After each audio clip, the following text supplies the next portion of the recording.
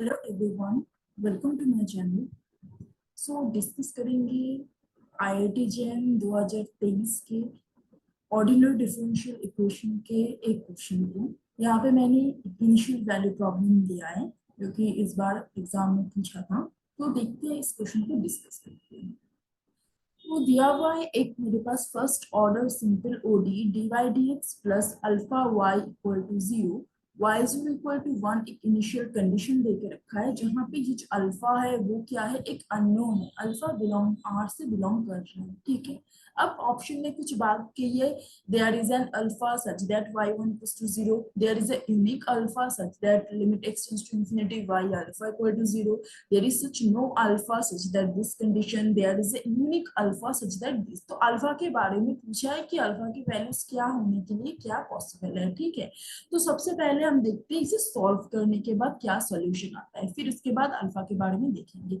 तो सिंपल इसे हम क्या लिख सकते हैं, वेरिएबल सेपरेबल मेथड से सॉल्व करेंगे। D y d x equals to minus alpha y, ठीक है। फिर वेरिएबल सेपरेट कर लेते हैं, d y by y equal to minus alpha d x, right. अब इंटीग्रेट कर लो, इंटीग्रेट करोगे तो log of y equal to minus alpha x plus log c बन जाएगा।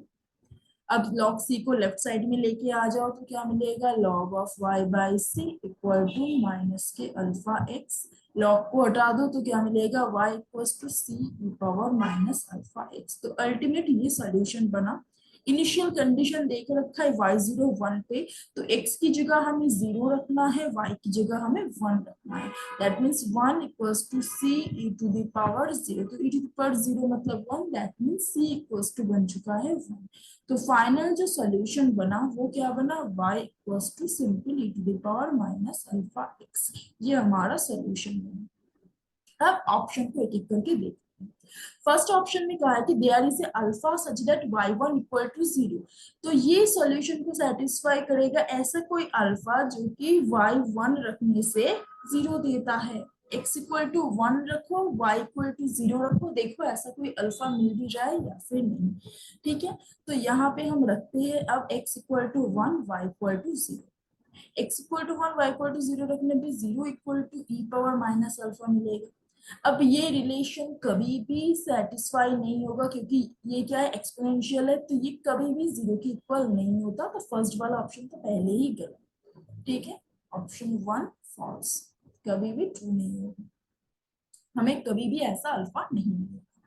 सेकंड ऑप्शन के लिए देखो, कह रहा है कि limit x tends to infinity y x 0 की तरफ टेंड करेगा फॉर अ यूनिक अल्फा, मतलब अल्फा की वैल्यू एक यूनिक होने में ही वो 0 की तरफ टेंड करेगा। अगर मेरे सॉल्यूशन को मैं एक्स टेंड टू इंफिनिटी करूंगी, e पावर वाई एक्स करूं तो क्या देगा, limit x tends to infinity e power minus alpha x, ठीक है। अब अल्फा की वैल्यू कुछ भी अगर पॉजिटिव है, मैं चूज कर लेती हूँ अल्फा ग्रेटर देन 0, कोई भी ग्रेटर देन 0 वाला वैल्यू, ठीक है, तो वो हमेशा ही 0 ही बनेगा। तो ऐसा कोई यूनिक पर्टिकुलर अल्फा हमें नहीं मिल रहा है, कोई भी पॉजिटिव अल्फा हमें मिल जा रहा है जहां पे ये रिलेशन होल्ड कर रहा है। इसका मतलब यहाँ पे जो बोला है कि यूनिक अल्फा, वो वाला गलत है। दैट मीन्स ऑप्शन 2 भी हमारा क्या है, फॉल्स है, ठीक है। थर्ड ऑप्शन के लिए देखते हैं। थर्ड ऑप्शन का है कि there is no such alpha y2 equal to 1। अब फिर से वही मेरे पास जो सोल्यूशन है, यहाँ पे x इक्वल टू 2 रखो, y इक्वल टू 1 रखो, देखो कोई अल्फा एग्जिस्ट करता है कि नहीं, ठीक है। अगर नहीं करता तो सही हो जाएगा। तो y इक्वल टू हमने रखा क्या, 1, और x इक्वल टू हमने रखा 2। सो ये बन रहा है। अब यहां से इसे सॉल्व करके मैं एक अल्फा की वैल्यू जरूर निकाल पाऊंगी। कैसे, इसे बोथ साइड लॉग ले लो। अगर मैं इसे बोथ साइड लॉग ले लेती हूँ तो क्या मिलेगा, log 1 की वैल्यू 0 और यहाँ पे माइनस के 2 alpha, that means 0 equal to minus 2 alpha, simplify alpha equal to 0।